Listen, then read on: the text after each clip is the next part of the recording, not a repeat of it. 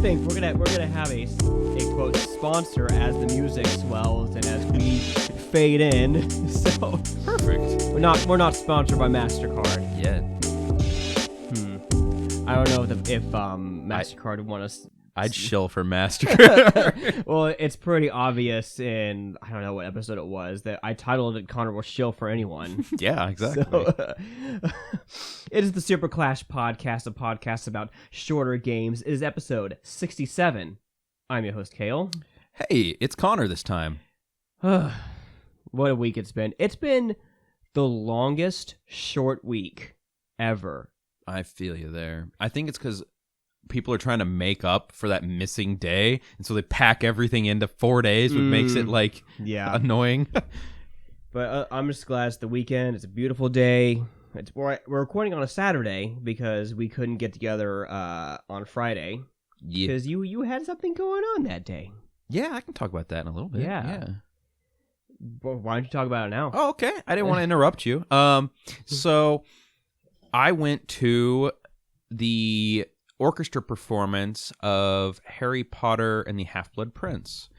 Our local KC orchestra every year puts on a handful of movie-related performances where they put on the film and they, instead of the movie playing the soundtrack, the orchestra plays it. That sounds like a really fun experience. It's a lot of fun. You want to know what makes me the most sad, though? What? That during COVID, there was supposed to be a Jurassic Park one. Oh, I think I remember you mentioning that before COVID hit, and you were like really, really excited for it. We got tickets. It was canceled. I was so sad. And they have not rescheduled it. So on the roster, we've seen the previous 2 Harry Potter movies, and then we saw, oh gosh, which Star Wars movie was it? I think it was Empire. I feel like you mentioned it was Empire. I think it was. So we saw Empire, and then the one that's coming up in January is Black Panther. So that had a lot of interesting music, so I'm curious if they're going to have some different musicians in there, because there's a lot more like tribal music in it, so I'm wondering if they're going to have a lot more percussion brought in, maybe even some special guests maybe from Africa. That would be super dope. That would be dope. So we're going to see that, and then I'm really hoping, I really hope they decide to do the Jurassic movies. I wonder if it's like a rights thing, to where they had the rights for it on that day, and then COVID hit, and they have to go through the whole process again. Yeah. So plus they have to squeeze it into their other scheduled events, and so who knows? Maybe next year. Yeah, I mean, you should try to get a ticket at some point. I want to. I need to check. I know Lily and I have talked about it. I know it's not terrible. It's like $45 a ticket. And if they're only doing a couple performances a year, I feel like you could justify that. So, oh man, it just sounds so much fun. It was a good experience. And then as we're driving home afterwards, the Royals game had just ended. There was fireworks, so we got to see fireworks on the drive home, which means they won. No. They have fireworks every Friday, whether they win or lose. Yeah. Which is most of the time now. So yeah, but it used to be good. 7 years ago? Yeah. But we're not a sports podcast. I can tell you why, but we're not a sports podcast. So, but so tell me about Baymax, Connor. Baymax exclamation point. Oh, okay. I don't know. I just have Baymax in the notes. It's a Disney Plus series. And they're kind of shorter episodes, and it's the adventures of Baymax on his own. So, have you seen Big Hero 6? I have not. Oh my gosh. But I'm familiar with it. Okay, so quick, calm your tits. Super fast description. Big Hero 6 is about a young boy who's very, very gifted. He builds robots, and his older brother built this robot to help people. It's basically like a doctor robot. I do know about that. Named Baymax. And his brother ends up passing away, and he tries to turn Baymax into this battle robot superhero, essentially. And that's the plot of that movie. At the end of that movie, Hero ends up going off to college. So in this new series, Hero is gone during the day going to college, and Baymax is going off and around the town just helping random people with stuff. And it's the cutest show I've ever seen because the whole plot is just Baymax wandering around the town, this big goofy guy, and anytime he sees somebody who needs a little bit of help, he doesn't stop until he's helped him, whether they want his help or not, right? But at the end of it, he truly has helped them, so they're grateful for it. And then while Baymax is trying to help this lost cat who has something stuck in his throat, he ends up running out of power and getting lost. Oh, so Hero goes around because he has like a record of everything that Baymax has done during the day. Goes around to all the people that Baymax has helped, and they're all like, "Yeah, we'll go help you find him." So he has this big group of people that are helping to find Baymax, like returning the favor, and it's just like it was so cute. It was the cutest show I've seen in a while. Nice. Lily and we actually watched a series called The Devil in Ohio, which is on Netflix. Okay. It stars Emily Deschanel. For those unfamiliar, if anyone's seen the show Bones, yep. She plays the titular character. She was also in a one of the Stephen King movies from a while back, too. I don't know, but basically the whole story is Emily Deschanel's character Suzanne. She works at a hospital, and the hospital picks up a girl that seemed to have gotten away from a cult, and because she has a pentagram cut into her back, and so they're trying to figure out who did this to her, who this cult is, all while Suzanne, Emily Deschanel's character, kind of takes this girl into her home to try to like protect her. And then May was the girl from the cult's name. So May gets to know this family. She becomes pretty good friends with one of Susan's daughters, and it's all around a really interesting show. Mm-hmm.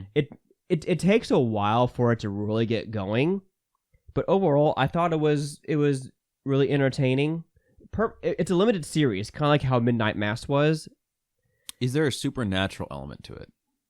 No. It's all pretty grounded. Okay, see, that's what I saw that show on there too. I haven't watched it, but I saw it was there, and I was tempted to watch it, but I was hoping it had a more supernatural twist to it, kind of like Midnight Mass. Mm-hmm. No, this stays pretty grounded. The one thing that kind of broke my suspension of disbelief is that it seems like Suzanne is more of a psychologist than an actual doctor. It kind of goes back and forth. The idea that she was in a cult doesn't come up until about halfway through the series, and this takes place in the modern world. Like there's iPhones, there's modern music. They mention Hamilton, the musical, which is less than 5 years old of a musical, and so cults had to have existed. I don't understand why the character wouldn't look at May's back, it has a pentagram carved into it, and say, I don't know, abusive parents? Yeah. I don't know, like that was one thing that kind of bothered me a little bit, and even Lily agreed, saying, yeah, that's kind of weird. But the rest of the show is pretty good. Yeah. So I'd say give it a watch. It's about 7 episodes, each one about 45 minutes long, so it's not that long to get through it.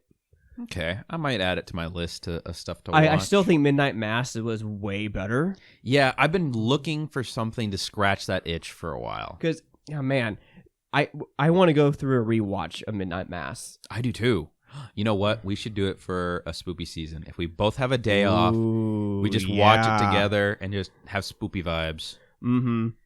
I'm down, man. So, like I said, overall, it's pretty good. I enjoyed it. Lily enjoyed it. Nice. So, check it out. Especially if you like Bones, and you get to see Emily Deschanel act. So, She's all right. She's not bad. she it's kind of hard to kind of not see Bones in her performance, because she does still kind of have a little of Bones mannerisms a little bit, but what can you do if that is like the biggest thing that your career was? Yeah, and part of those mannerisms might just be her own natural mannerisms. So, but moving on, Connor, let's you played the Far Cry 6 Voss DLC. Yeah, I did. There's 3 pieces of DLC for it where you play these interesting little stories that are, maybe anywhere from an hour to like 3 hours to beat, however long you want to spend playing them, where you can play as Voss, you can play as Pagan Min, or you can play as John Seed. I chose to do the Voss one, which is called Voss's Insanity, I think. Mm-hmm. And it takes place after the events of Far Cry 3. So, spoilers, at the end of Far Cry 3, Voss spoilers for a 10-year-old game. Voss is killed, right? Yes. And he wakes up after this in this weird parallel dimension where you're on the island, except for like there's sharks flying through the sky and like just weird, there's like lava alligators and like that sounds pretty cool, actually. It's really weird, and like you shoot people, but they like poof into a cloud of dust after you shoot them. So the primary objective is to find these pieces of a blade and return it to, what is her name? The main antagonist in that game. She like the tribe leader? Yeah, what's her name? She's not really an antagonist. She can be. She's like with Voss though, right? She was Voss's sister. Yeah, but he's got like a weird thing with her, doesn't he? I can't remember everything. I'm looking up the character now. I didn't remember enough of it to like appreciate the lore that much.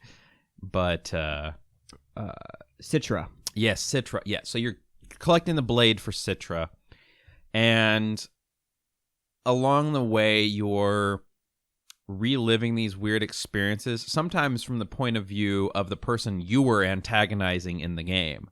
So you the scene where all the people are in buckets, are buried in sand and have buckets over their head. Mm-hmm. You get to see that. There's an experience, I think, where the main character in the first game gets pushed down this giant ravine, and you have to jump into that giant ravine. And so he's making commentary along the way, like, man, I really got to do that? Well, all right. Did they bring the old voice actor back? It sounds like him. Good. Because you can't have Voss without that voice actor. Like, that voice actor was so good at that performance that they built this whole character around him, because Voss was originally supposed to be like a minor character, but the voice actor was so good that they made him like a main antagonist as a result. So it'd be almost heresy if they brought in a new voice actor. Yeah.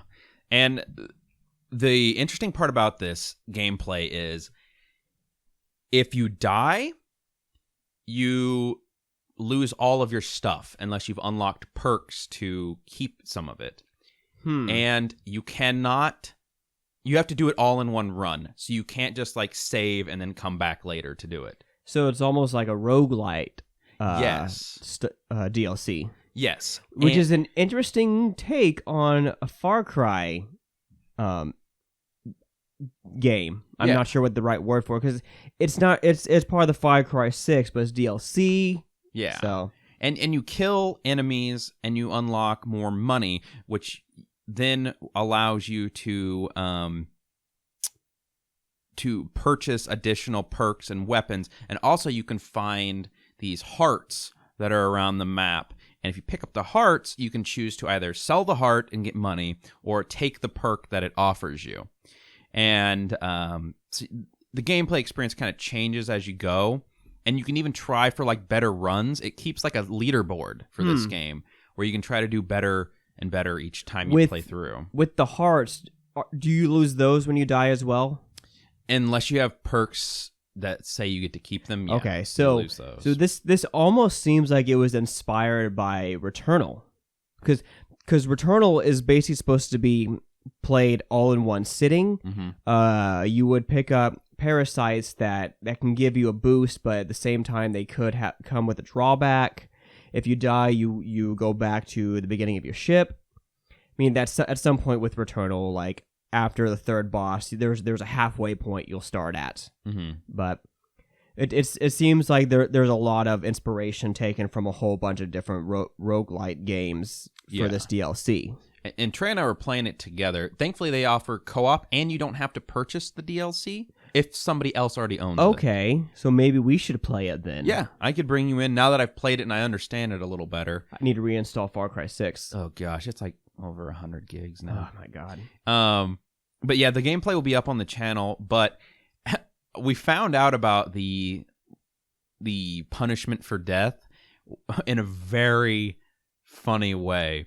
Yeah. Trey was trying to, I don't remember what he was doing, but he was fighting one of these guys, and I just watch him get knocked off a cliff and just fall to his death. Oh, and he no. comes back with nothing but a pistol and, like, you know, his senses about him. So it was really funny to me. I hope he got all that. We were having some recording issues while we were playing where his computer would lock up. And so we had to like restart the recording twice. So technology. Love tech. Hey, our computer that we're recording on now is having internet issues. Don't say it. Oh no, gone. Man, that's one thing that I think that like really irks me. I thought about this the other day. I think if there's one thing that irks me is when things just don't work. And this is why I feel like for the most part, working in the tech industry would probably be not for me. Because like I've always felt like I was always like one step behind when it comes to technology. Hell, even the other day after PlayStation 5 rolled out the official update, I was like, variable refresh rate. So I click and test it and say my TV doesn't support it. I'm like, what? I Google it saying that my TV does. I have a 2.1 HDMI. It's in my PlayStation. It's in the right HDMI, but it's not. But still saying it doesn't support it. So I'm like, what the fuck? I was getting really like almost irrationally frustrated about it because that's just one thing that really pisses me off when when things just don't work. Did you ever get it solved? If No. not, I have an idea. No, because I figured it was like the day it rolled out, and the only ones I could find were from like 2021 or whatever, where PlayStation had like pseudo VRR. It wasn't actually official. So here's something that might irk you a little bit. Your HDMI cable may not be enough, and I'll tell you why. So I found this out myself. I was having some weird video stutters, and I found out that I could not turn on VRR either. Come to find out, they sell 3 different types of HDMI cables now. Really? There's ones that can do 1080p 60. There's ones that can do 4K 60. I think that's the one I have. And there's ones that can do either 8K or they can do 4K 120. You need the one that can do 4K 120/8K to so be able stupid. to use VRR. I need to see for sure what I have. Maybe I have the 4K, maybe I have the 8K. But that's so stupid. Why isn't there just a standard 2.1? It could run anything. I don't know, man. That's so stupid. I do not want to spend another $40 on something. I'll just go without variable refresh rate. Who cares at this point? Yeah, because now I'm at the weird stage of like, I bought one of those cables, and I'm like, do I buy another one? I'm like, so explain like I'm 5. What's the point of variable refresh rate? Does it just make it smoother? It's supposed to make it smoother, yeah, essentially. Like that, if I had to boil it down the most, and it allows for a game's refresh rate to go, I believe, anywhere from like 120 down to like 60 when it needs to. So you're not locking in at one frame rate, essentially. To me, that would be almost distracting because if you go from 60 to 120, that seems like that's a big jump. Yeah. Like I would much rather have a locked frame rate. I think a lot of people do prefer it locked, but then you have just as many people who would say, hey, I don't really notice it that much when it drops between the 60 to 120. I just want the gameplay to stay smooth. And so that's what they stick with. But the only thing I could see that useful is Bloodborne kind of has this really weird thing.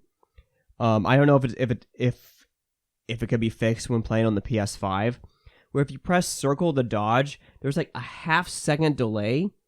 And I looked into it, and some people want to connect it to like refresh rate. And so some people recommend turning on game mode because game mode kind of it skips a few steps for the display, which renders your the reaction a little bit faster, and that's why we were having issues a while back with Halo where the sound was out of sync, is because your TV was skipping a few things on the display. So I can understand like a variable refresh rate, having a higher refresh rate, helping with reactionary games like that. But if you're just playing like a first-person shooter or an RPG, I don't really see the benefit of it. Yeah, I would agree. You might want it in like a racing game or something too. Maybe if you're playing a Twitch shooter too, but we don't play Twitch shooters. Yeah, I'm still mulling over buying, because what I had set up requires 3 HDMI cables. I have one coming from the TV that goes into an 8K splitter that splits it out between my Series X and my PS5. That way, I can take advantage of the ARC port that way, right? Or the port that's meant for gaming. I forget which one they call it. The ARC port, I think, actually has my speaker system into it. Regardless, I was having lots of issues. I bought one of those. I just hooked the PS5 directly, skipping the splitter, and it worked great. I even tried passing it through using the splitter, and it worked. So do I buy 2 more of those 8K cables? Maybe I do. But it's going to be like another $60 probably. I think they were $30 a cable. So stupid. So, yeah.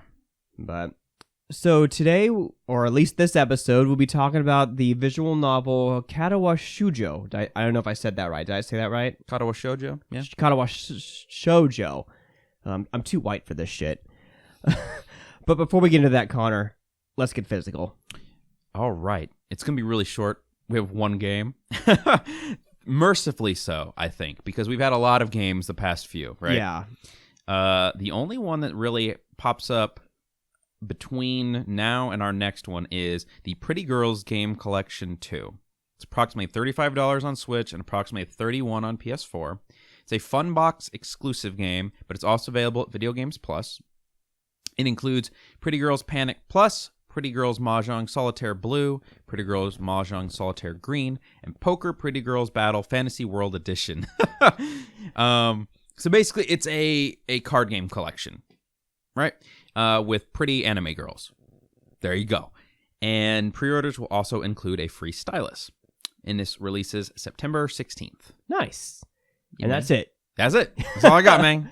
All right. Well, let's get going, man. We're already about half an hour in, so we have half an hour to talk about this pretty fascinating visual novel. And I have a lot we can talk about, because this game, if players don't know, it has multiple different endings and outcomes. This was a much better visual novel than A Winter's Daydream. I almost wish we would have been able to play this over Winter's Daydream, because the thing with Winter's Daydream is it was just you press A. It was a linear story that you just read, and as I mentioned in that episode, I literally just put on auto scroll, put my Switch down, and just watched it. You know, in hindsight, my logic back then was, if I'm going to get Kale introduced to a visual novel, let me pick a short one so he can have, like some experience with that. Right. In reality, maybe it was better to choose a more substantial one with a far more interesting story. Even though it takes longer to play, you're going to get a lot more out of it. So maybe it was my mistake for having that, but it's fine. So, the game is developed. The visual novel is developed by 4 Leaf Studios, and I was surprised this was released in 2012. Yeah. So almost 10 years ago, or almost 10 years ago. And I played it right around when it was released. Wow. Okay.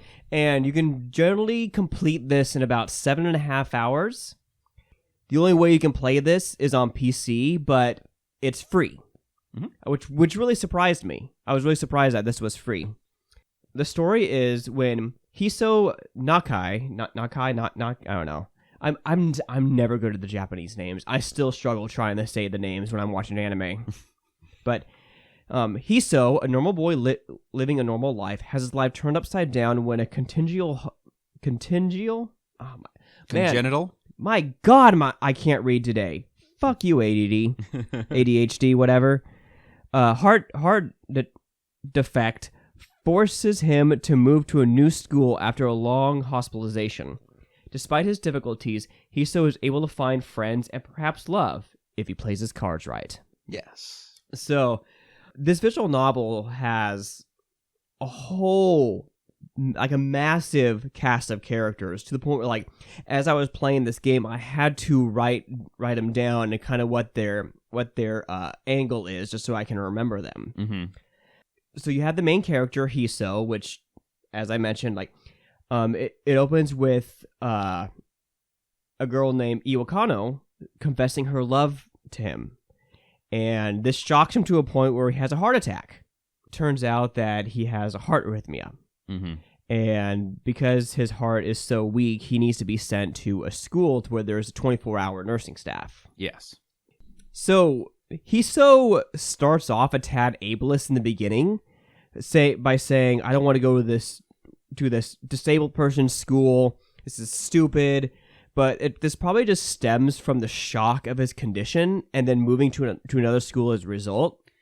I think you have a couple different ways you can perceive that. So he has to, he's probably depressed already from having to be in the hospital. He mentions at a certain point that, even his classmates stopped visiting him. The girl who asked him out has stopped coming by, so he's probably very disabled. Or, wow. He's depressed. Depressed because of his disabilities, what I meant to say. Right.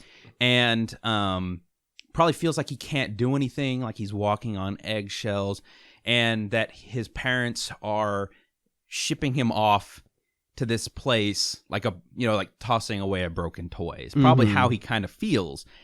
And I don't know if it's more that he's looking down on the people that go there, or if it's more he's looking down on himself. Yeah. And ableist is probably the wrong word for it. That's kind of how I felt, or that was kind of the vibe I got in the beginning of the story. It's very clear as the story goes on that he's not ableist. He's just basically like a fish out of water in this, where he was living a really normal life that any, 16-year-old boy would live. Mm-hmm. And then, boom, he gets thrusted into this new world. I like how you channeled the 16-year-old boy when your voice cracked. Oh, God! I'm gonna leave a note in her locker.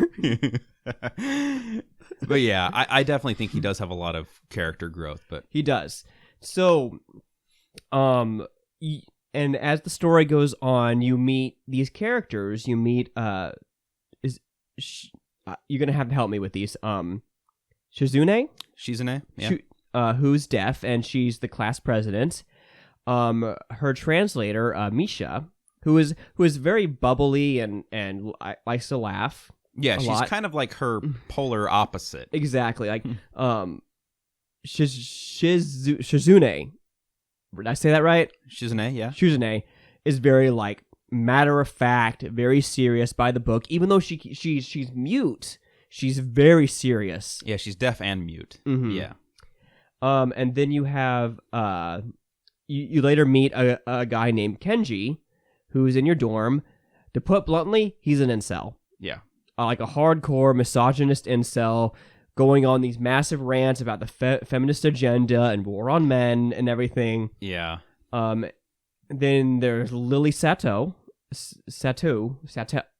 Forgive me, guys. Lily, who is in a class for the blind because she's partially blind. I don't think she's fully blind, but she's partially blind. I think she's fully. Okay. She's fully. Genji is partially. Okay.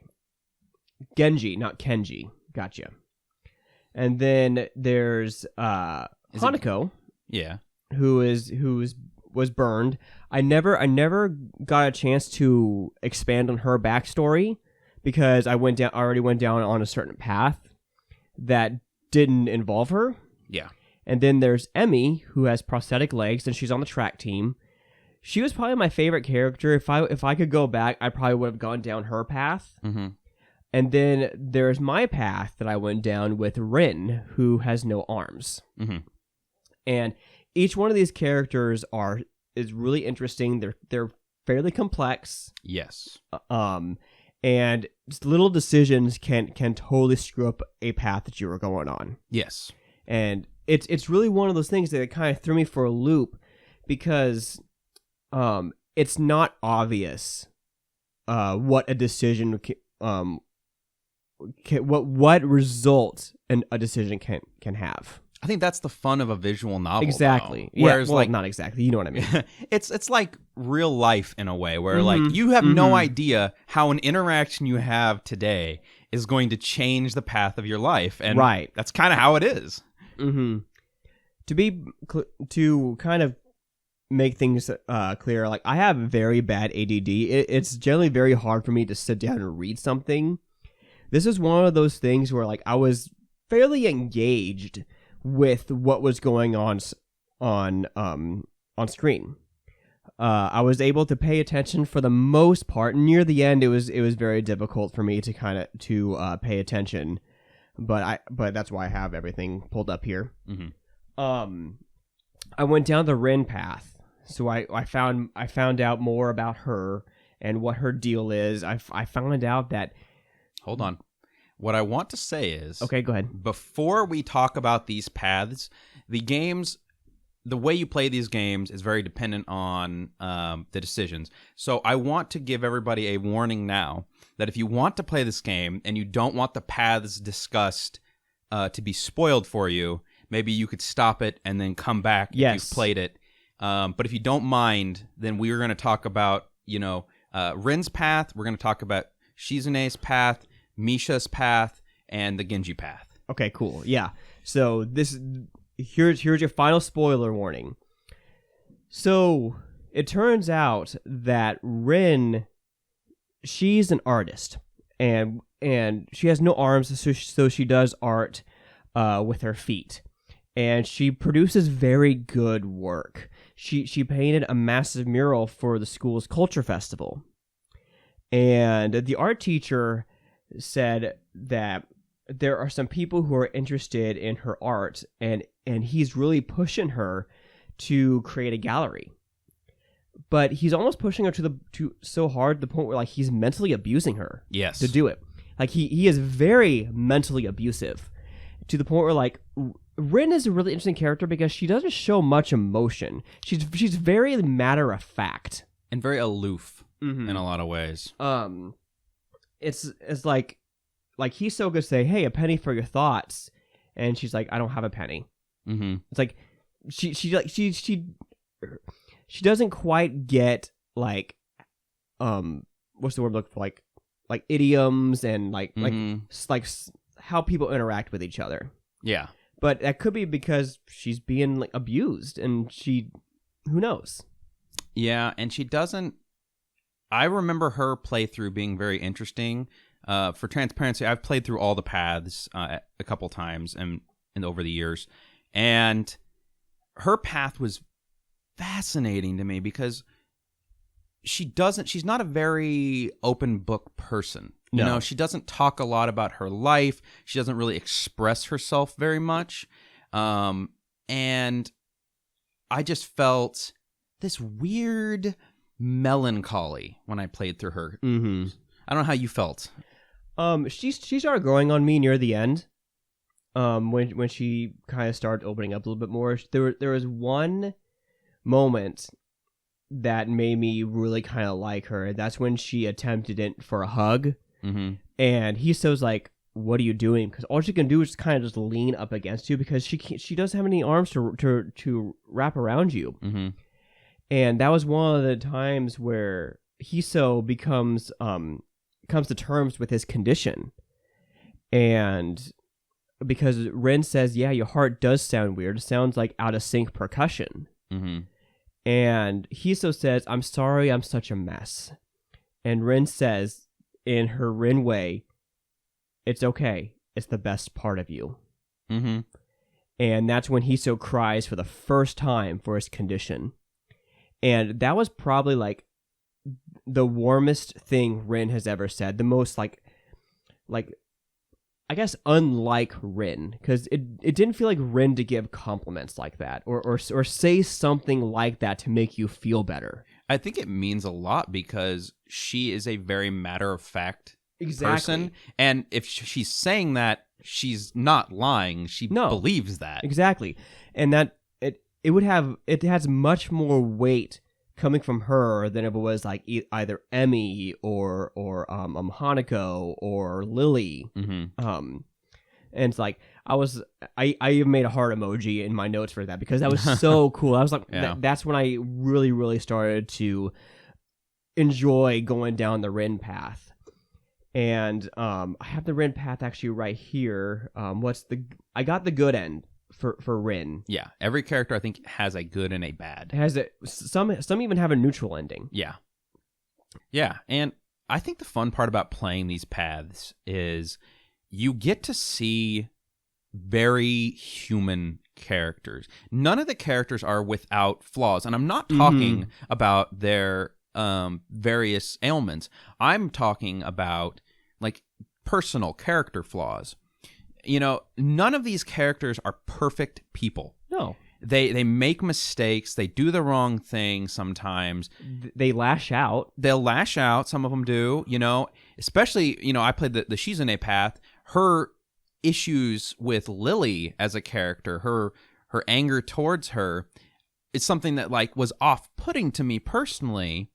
But at the same time, you have to make the concession of, this is a person with complex feelings and emotions, and of course, they're not going to get along with everybody, right? And, you know, that's the one thing I love about this game is these feel like very genuine human interactions. All the characters are well written. They feel like people instead of just eye candy. Yeah.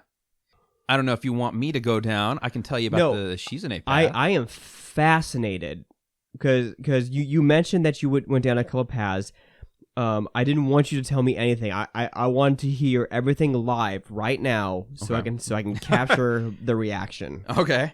So I went down the we'll talk about the bad end. Because I was going to say I got one of the bad ends intentionally, and I know you got the same one, but we'll talk about that one after, I think. Okay. That way, we can both share our thoughts on it. I went down the Shizune path after I got the first bad end.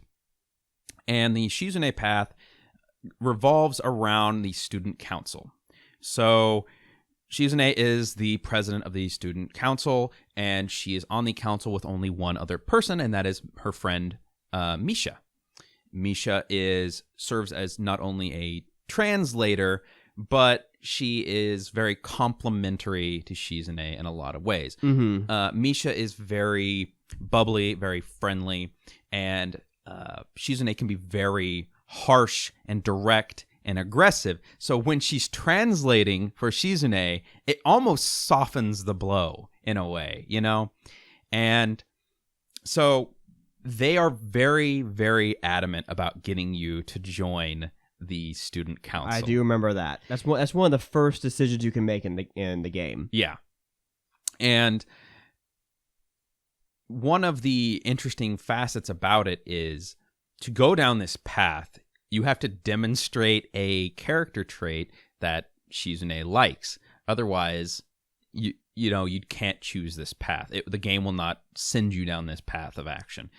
And you get to spend more time with her as a character, learning more about her flaws, her strengths, and over time, you have a desire to teach yourself sign language. And so your character, Hiseo, learns sign language to try to communicate, not only because he wants to get to know her better, but because he wants to take some of the pressure off of Misha playing middleman all the time, right? And you eventually get to meet Shizune's family, and you come to find out that her dad is kind of like one of those hustle bros. Like, got to grind every day, got to do this. He's very aggressive, very mean, and he has zero interest in learning sign language to accommodate his daughter. Oh, that is really sad. He instead sent her to all these different things to try to teach her to learn how to communicate with people better, but never himself tried to, learn this language. And as a result, Shizune has a younger brother who also does not know how to communicate with her. They make her write in a notepad to talk to her. That's so sad. So it explores that facet of her character and kind of explains why she's very direct and aggressive and very goal-orientated, wants to be the top of the top of the top all the time. And it's because of her upbringing, basically. And then also you get to explore a little bit more of her rivalry with Lily. Lily used to be on the student council. And Lily is not as go, go, go, go, go. She's more of a go with the flow character. And Shizune sees that as a laziness, as a weakness. Mm-hmm. I've noticed that when I was interacting with Lily as I was walking with her to the convenience store, because Hanako got caught up in a book, and so she asked me if I could help her grab some stuff. Mm-hmm. And I think also a very integral part of the story is the relationship between Misha and Shizune. And that is where your path can kind of divert a little based on how you interact with them. Over time, you will notice that Misha starts acting different. As you become closer with Shizune, she becomes a little bit more distant, stops hanging around as much. And one night, after you started dating Shizune, Misha will come to your dormitory and ask if she can spend time with you, and you have the option to comfort her or ask her to leave. If you choose to comfort her, you go down the Misha path, which is a bad path. Really? Yes.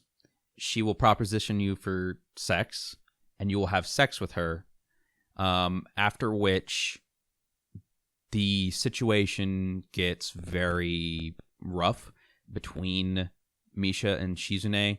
And try as you might to patch up that relationship, it never goes back to the way that things were. And you come to find out that Misha had feelings for Shizune. Misha is either a lesbian or bi.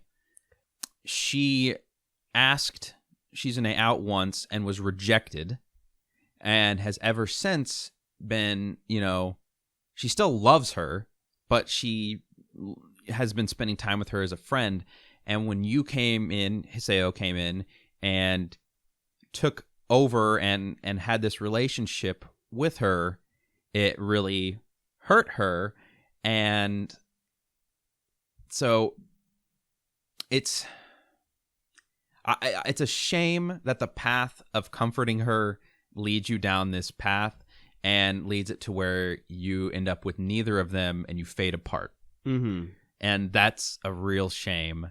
Whereas if you kick her out, she thanks you for it. And she says, you know what?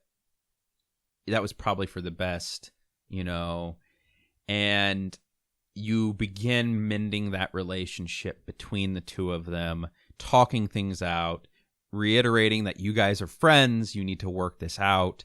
And by the end of it, it results in a better ending for you and Shizune, where you see each other continuing to be in each other's lives. And yeah, I just, it's a shame that the Misha path goes that way, but I think it goes that way for a reason. Right. So, what was the other ending that you got? The Kenji one. Oh yeah, the Kenji one. Yeah, I remember now. Yeah, and I was mispronouncing it Genji earlier. In my head, I remembered a G, but it's with a K. Yeah. So you were right. Okay, yay! I was right about Japanese name. Kale was right once. We'll give him 1 point on the board. This is history of SuperClash. I actually got a Japanese name right over Connor. You can put it up on the board. There we go. Yes, because usually you're the one that has to correct me when it comes to Japanese names. It's easier when you've heard them, I think. True. In this, you're just reading them. So. Yeah, kind of like when I was reading Komi Can't Communicate, I kept pronouncing Tadano Tadano. I think the fun, I don't want to have a long aside here, but I think when it comes to Japanese names, you have to pronounce all the syllables and pronounce them fast. It's typically a good rule of thumb. So Hiseo would, I believe, be the correct pronunciation of the main character's name, but it would be said fast, so it was like Hiseo, you know? Gotcha. Okay, anyway. So, moving on. The Kenji ending. You get on during the culture festival, he asked you on the roof, and this is if you have not taken any of the paths. Yes, your character reflects on the fact that he hasn't developed any close relationships with any of his classmates, and he seems very somber about this. And Kenji approaches you the night of the festival, asking you to come up for some drinks on the roof. And because you don't have any other plans, you accept these. Yep. And you guys basically down an entire bottle of whiskey. You fall over and die. Yeah. Kenji's an interesting character because, like all of the other characters who are mostly good but also have their character flaws, Genji is kind of the opposite, where Kenji has a lot of character flaws about him, but there's some goodness deep down in him. There's some times in the game on various paths you go down where Hiseo is going through some tough emotional issues, and Kenji will sometimes be there, and I don't know if intentionally or accidentally give you good advice. And I think that Kenji is kind of putting on a facade, because there's some times where Kenji will bring up the fact that he had a girlfriend that he broke up with. I remember that. And he will reflect on it positively, and when you bring up the fact that don't you hate all women, he's like, well, not all of them, just the feminist, you know, like, so there's some, you know, chinks in his armor in a way, you know, where he's not all bad, but I think over time, maybe through a bad relationship breakup or, you know, just isolation, the fact that he's just weird to begin with, he's kind of went down this path of, you know, like you were mentioning, kind of like incel behavior of like, I hate the feminists. They're a war against us, and he has these conspiracy theories, and I guess there were several interactions like, hey, I have a pamphlet. Do you want one? Yeah. And like, maybe you should come into my dorm because I'm about to finish up my fort. And yeah, it's very weird, like neckbeardy shit. And the thing is, you kind of feel for him, because in a way, I think that's his own special way of trying to make friends. I think he sees Hiseo as a friend because he's maybe the only one who interacts with him. And so he'll ask you to do favors for him, or, you know, he'll ask if you can borrow money for a pizza, or you can pick up his mail, or he'll ask you for various things, or he'll want to like come into your dorm and hang out with you, or have you come to his. And I feel for him in a way, but at the same time, in real life, I don't think I could interact with a person like that. That's kind of what I that was kind of my sentiment too. I did my best to try to stay as far away from him as I can, because when Rin met him, for one, like as we said, Kenji is like legally blind. Like without his glasses, even with his glasses, he can't see 4 feet in front of him. Yeah, exactly. And he thought Rin was a man for one, and he held out his hand to shake her hand without knowing that she doesn't have arms. Mm-hmm. And he gets really mad at Hisho for joining an art club because he's being indoctrinated. Oh, he gets mad at you for joining any of them. Trust me. And he gets mad at you for joining the student council. And I'm like, okay, I want to be away from you. You're kind of killing my good vibes here. Mm-hmm. So, but I think that's also a really strong part about this game is you take the good with the bad too. You know, not every interaction you have with everyone all the time is going to be sunshine and rainbows. So Kenji kind of balances that out. You know, he's the oddball kind of guy. You just want to avoid him, but at the same time, you know, I think he's there too during your character's hard points to be like a bouncing off situation, you know? Yeah. But what did you think? Let's say this was your first visual novel experience. If there were more games that gave you this kind of decision-making ability with this kind of character development, would you be more interested in visual novels? Oh, absolutely. I would be more interested in this. If I had to do anything, I would probably would want something a little bit shorter, because like I said earlier, like after near the end, it was very difficult for me to just pay attention, just because I didn't have the energy for it. Because for a story like this, I can understand it being 7.5 hours long because there's 4 acts to it. There's a lot of paths you can take. There's a lot of dialogue, but I would probably want something in like half the time, personally. It's hard. It really is to strike a good balance, because one of my other favorites, The Fruit of Grisaya, it's also about a 40-hour game if you try to do all the paths. And I think you run into the issue of if it's too short, you don't develop the characters out enough. But if it's too long, it can become a slog at times. Burnout. Like there's definitely some very like dry parts to the game where if you skipped through it, I don't think you'd miss much. However, I think it's almost like the time investment makes you develop more of an attachment to these characters in a way. It lets you get to know them more. You pick up little pieces of their personality, their backstory a little more. And if you play through the entire game, go down every path, you really get an understanding of all the different classmates and how maybe they don't understand each other very well. Yeah. So, and I want to make this statement as well. This game was community developed. Because the opening credits were a bunch of people with like usernames. There weren't actual names, and it is very impressive to have these 50 or 60 people come together from different parts of the world. They most likely did not develop all this in the same room. Yeah. There had to be a lot of coordination in order for this to work, and it fucking works. Yeah.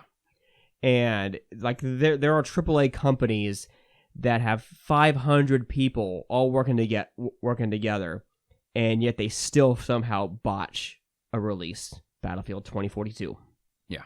I mean, you can forgive a lot with this game too, where the story is so good, the character development is so good, and it's all so cohesive that you kind of overlook some of the stuff that would tip you off that it was community made.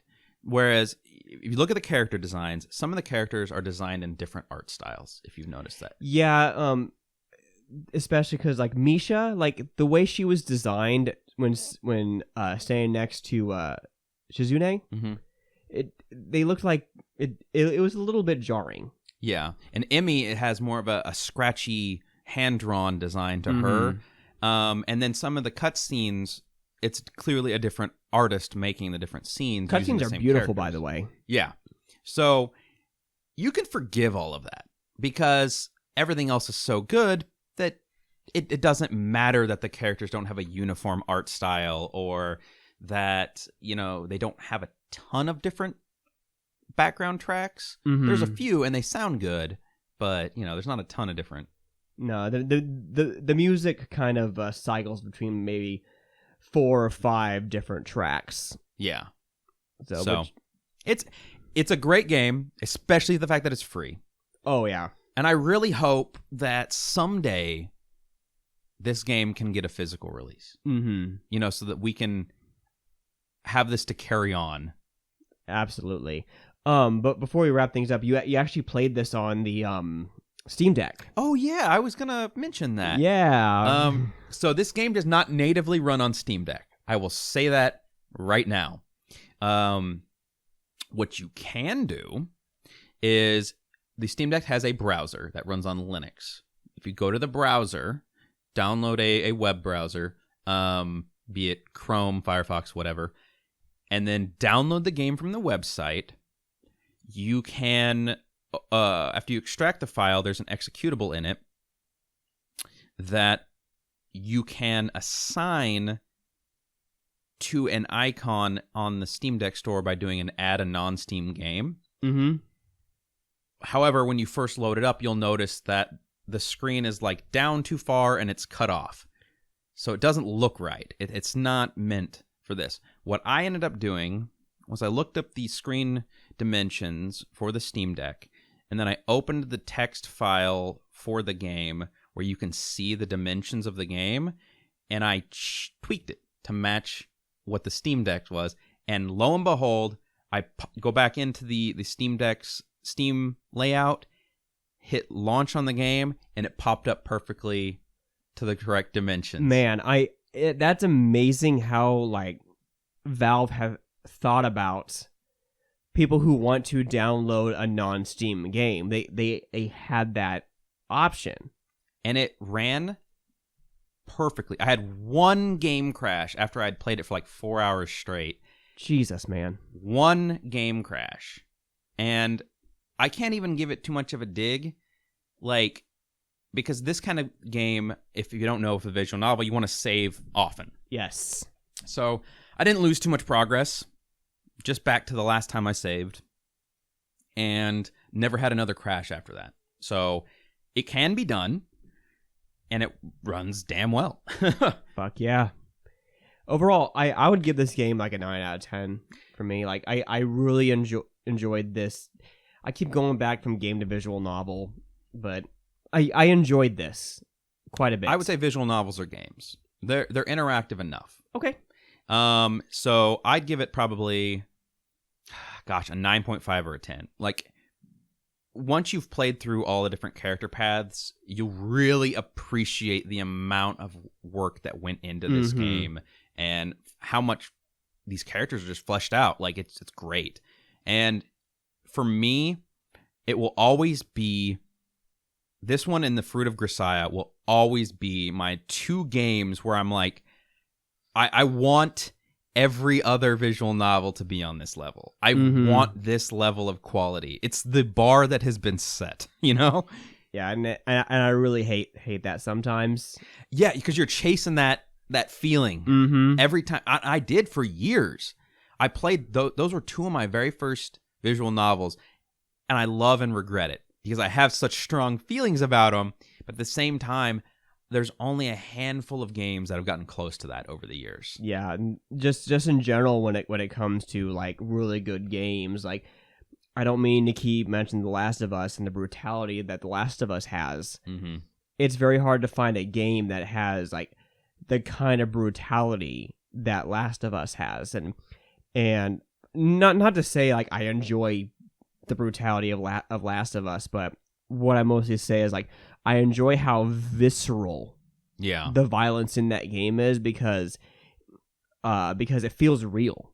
And there's a lot of attention to detail in such minor ways that just add up to such great gameplay. Because especially since the AI in Last of Us 2 will call out the name of the person you killed, it's they killed Sam, she killed Sam, and that makes it real. Mm-hmm. And it makes you realize that you literally blew the arms off of someone with friends and everything. So a person.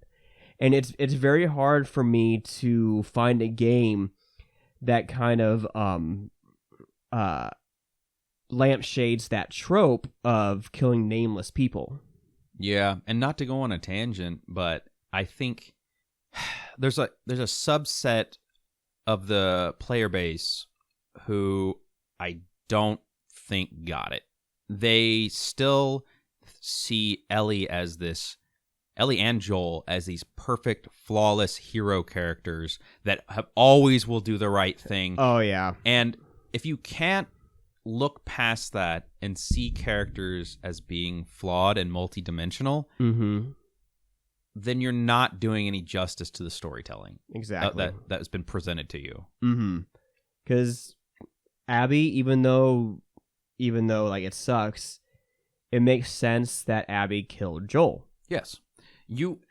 If you aren't able to empathize and understand that there was another side to the coin the whole time, then it's like almost like a childish mentality. It's a lack of empathy. It's toxic gamers. I don't understand it.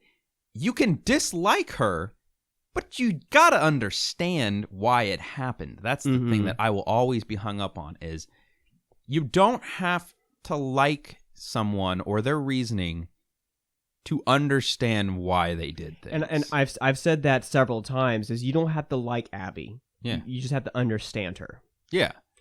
I don't know why we keep going back to The Last of Us in several episodes. Probably because I'm replaying the game, and I want to replay. It just came out too. Also. Well, at least the remake did, which Yeah. maybe we should play a little bit after this. I'd be really interested. I contemplated it. Yeah. You listened to the last episode about that whole bullshit, but it is really hard. It's really hard for me to point of the story is that it is really hard when you play something that's so groundbreaking for you personally, maybe not to everyone else, but to you personally, to try to find a game to scratch that itch. Yeah, that's what I run into a whole lot of. Is I feel like when a game sets the bar, I want other games to play that well. It was like we talked about Portal in the last episode as well, but mostly Portal 2. That was my standard for puzzle games for a long time. I played a lot of puzzle games then, but nothing hit like the amount of quality and the amount of fun I had with Portal until I played Superliminal. Yeah. And I mean, this goes with every facet of a game too. Like if I played Super Mario World, it is a very snappy platformer. Like the controls are perfect. And if I play a game where the controls aren't as snappy, that is immediately going to feel like a clunky game to me. Because my comparison is that. Or, love or hate Call of Duty, it is a snappy first-person shooter. The controls for it are good, right? It is the bar at which first-person shooters should be at. To Call of Duty's credit, their control scheme is now somewhat the standard for most first-person shooters now. And if you play a game that's not as snappy as that, it feels, clunky, right? Yeah, it feels doesn't slow, feel right. Unless it's by design. Yeah, unless it's by design. And so when you play games like Gears and use the cover system in Gears, you expect all games that are third-person shooters to have that good of cover system. Exactly, and it's kind of like when we talked about Spec Ops: The Line, we had an issue with the cover system being slow and responsive. It's because we played Gears, and Gears had such a refined cover system that it kind of took away from Spec Ops, even though Spec Ops' story was really good. So I think, going forward, as you play more games, you get more games under your belt, your expectations and your standardization of games, you expect a higher quality, right? So like 10 years from now, after we play even more games where the controls are even better, or the storytelling is even better, the visuals are even better, the expectation is going to be higher. Yes. Turning this back on to Katawa Shoujo, allegedly there is a sequel in the making. They've been saying that for years. I thought it was canned because they couldn't get all the people back on to do it. Really? I don't know. That was years ago that I read it was canned, though. I'm really not. Yeah, like some of. Oh, wait, never mind. That's an April Fool's article. Because I just read April Fool's Katawa Shoujo 2 canceled, but the last update was in 2015. Mm-hmm. So it's probably just in development hell, unfortunately. It's hard. With these community-driven games, it was a miracle that the first one got made, probably. And yeah, it's hard to say like in what chapter or what walks of life some of these community members are in now. Like some of them could have helped out when they were single, but they may have kids, or unfortunately maybe some of them passed away. Or this game is free. So maybe people didn't want to do free work anymore, or they used this game as a jumping off point into a career and no longer have the time to do that, So it's hard to say, but overall, wholeheartedly enjoyed this game. We need to see how long, what was the other visual novel? What? That you mentioned? Oh, Fruit of Grisaia? Yeah. We need to see how long that one is, because I'd probably be interested in that. I love Fruit of Grisaia because the story for each of the characters is very interesting. It's a very similar situation where you go off to a private academy, and but your character has some weird thing about him. The only thing I will say, though, is the main character, you're gonna have to get over the fact that he is a little bit of an edgelord. Oh.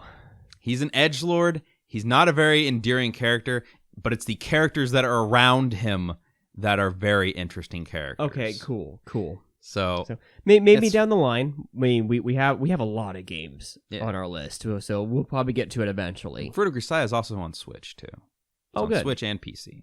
So next week, however, we'll be playing a game that I'm actually really excited for, Maneater, where you basically play as a genetically enhanced bull shark. So I got a lot of what was that PS2 game? Jaws Unleashed vibes from at least looking at some of the gameplay. It's an interesting game from the gameplay I've seen of it. It's a shark PG. Yeah. So who knows? It might be a lot of fun. I'm interested. Plus, we got that free PS5 upgrade.